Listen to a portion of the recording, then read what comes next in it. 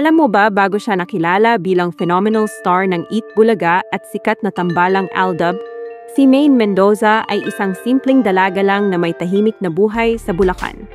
Hindi siya galing sa showbiz family at wala siyang koneksyon sa mga malalaking pangalan ng industriya. Pero paano nga ba nagsimula ang lahat? Ano ang buhay ni Maine Mendoza noong hindi pa siya sikat at mayaman? Balikan natin ang kanyang kwento mula sa pagiging isang ordinaryong estudyante hanggang sa unti-unting pagbukas ng pinto ng kanyang kapalaran, at huwag kalimutan mag-subscribe at i-on ang notification bell para updated ka sa mga ganitong kwento. Si Nico Maine Day Capili Mendoza o mas kilala natin bilang Maine Mendoza ay ipinanganak sa Santa Maria, Bulacan. Lumaki siya sa isang maayos at masayang pamilya. Ang kanyang ama ay si Teodoro Mendoza, isang engineer, at ang kanyang ina naman ay si Mary Ann Capili Mendoza, isang accountant. Bata pa lamang si Maine, nakitaan na siya ng kakaibang sense of humor at creativity. Sa bahay nila, madalas siyang gumagawa ng mga nakakatawang facial expressions at panggagaya ng iba't ibang boses. Pero kahit likas siyang palabiro, mahiyain din siya lalo na kapag nasa harap ng maraming tao. Lumaki si Maine sa isang environment na hindi marangya, pero sapat para maging komportable at puno ng values ang kanilang pamilya. Ang pagpapalaki sa kanya ay nakatuon sa kahalagahan ng edukasyon, respeto, at pagiging totoo sa sarili. Kaya kahit noong bata pa siya, dala-dala na niya ang ugaling simple at mapagpakumbaba. Lumaki si Maine bilang isang masunuring anak at masipag na estudyante. Elementary at high school years niya ay ginugol sa St. Paul College of Bocaue, kung saan nakilala siya ng mga kaklase bilang tahimik at medyo mahiyain. Hindi siya yung tipong palaging nasa spotlight, pero kapag kasama ang malalapit niyang kaibigan, lumalabas ang kanyang pagiging palabiro at komedyante. Pagdating sa kolehiyo, pinili niyang mag-aral ng culinary arts sa De La Salle College of St. Benilde. Mahilig kasi si Maine sa pagluluto at pangarap niya noon na maging chef or flight attendant. Sa school, nakilala siya bilang seryosong estudyante na focused sa kanyang kurso. Pero kahit ganoon, hindi mawawala ang kanyang pagiging makulit at creative, lalo na kapag may mga project o presentations.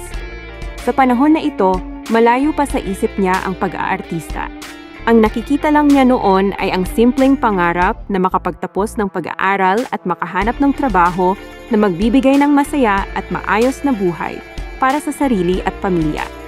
Sa totoo lang, ang pangarap niya noon ay maging flight attendant. Mahilig siyang mag-travel at nai-inspire siya sa ideya na makita ang iba't ibang bansa habang nagtatrabaho. Bukod dito, dala ng kanyang pag-aaral sa culinary arts, naisip din niyang magtayo ng sariling restaurant o magtrabaho bilang chef sa ibang bansa. Para kay Maine, sapat na ang simpleng buhay basta't ginagawa niya ang mga bagay na gusto niya. Dito na nagsimulang magbago ang takbo ng buhay ni Maine Mendoza nang madiskubre niya ang Dub Smash. Habang ordinaryong estudyante pa lang siya, mahilig na si Maine mag-video ng kanyang mga kalokohan sa loob ng kwarto. Madalas niyang gayahin ang mga linya ng mga sikat na artista at personalidad gamit ang Dub Smash app, kung saan pwedeng mag-lip-sync ng mga audio clips. Hindi alam ni Maine noon, ang simpleng trip-trip lang na Dub Smash videos ang magiging daan para makilala siya ng buong bansa. Kung may isang video na tuluyang nagbukas ng pinto para kay Maine Mendoza, iyon ay ang kanyang Dub Smash impersonation kay Chris Aquino. Noong 2015, nag-upload si Maine ng isang Dub Smash video kung saan ginaya niya ang signature mannerisms at boses ni Chris Aquino. Sa sobrang accurate at nakakatawa ng pagkakagawa niya, kumalat ito online at agad na pinag-usapan sa social media. At dito na nagsimulang mapansin si Maine hindi lang ng netizens, kundi pati ng mga malalaking tao sa industriya ng showbiz. Ang pinakamalaking turning point sa buhay ni Maine Mendoza ay nang mapasama siya sa noontime show na Eat Bulaga. Matapos ang kanyang Dub Smash fame, napansin siya ng mga producer ng show at inimbitahan para gumanap bilang isang bagong character sa segment na Juan for All for Juan. Doon ipinanganak si Yaya Dub, isang katauhan na nagmula mismo sa kanyang talento sa Dub Smash at comedic timing. At dito na unti-unting nagsimula ang pagbabagong magtutulak sa kanya mula sa pagiging isang viral internet star tungo sa pagiging phenomenal star ng bansa. Kung may isang pangyayari na tuluyang nagpasabog ng career ni Maine Mendoza, Iyon ay ang pagkakabuo ng accidental love team nila ni Alden Richards na tinawag na Aldub. Hindi planado, hindi scripted, pero naging napakalaking phenomenon. Sa loob lamang ng ilang linggo, nabuo ang Aldub Nation, isang napakalaking fandom na sumuporta sa tambalan. Naging trending topic sa social media halos araw-araw at nakapagtala pa ng milyon-milyong tweets sa isang araw na nagsilbing world record noong 2015. Dahil sa natural na kilig at kakulitan nila on-screen, umasa ang milyon-milyong fans na baka maging totoo rin ito sa likod ng camera. Araw-araw silang trending, nagkaroon ng sariling pelikula, endorsements, at maging world records sa social media dahil sa dami ng tweets tungkol sa kanila. Ngunit sa kabila ng lahat ng ingay at kilig, nilinaw ni Maine na magkaibigan lamang sila ni Alden. Noong 2017, sumulat siya ng isang open letter sa kanyang blog kung saan sinabi niyang hindi sila romantically involved at dapat tanggapin ng lahat ang katotohanan. Para kay Maine, espesyal si Alden bilang kaibigan at katuwang sa trabaho. Ganoon din si Alden na palaging nagpapasalamat kay Maine dahil sa suporta at partnership nila. Sa huli, ang relasyon nila ay nanatiling pundasyon ng respeto, pagkakaibigan at profesionalismo.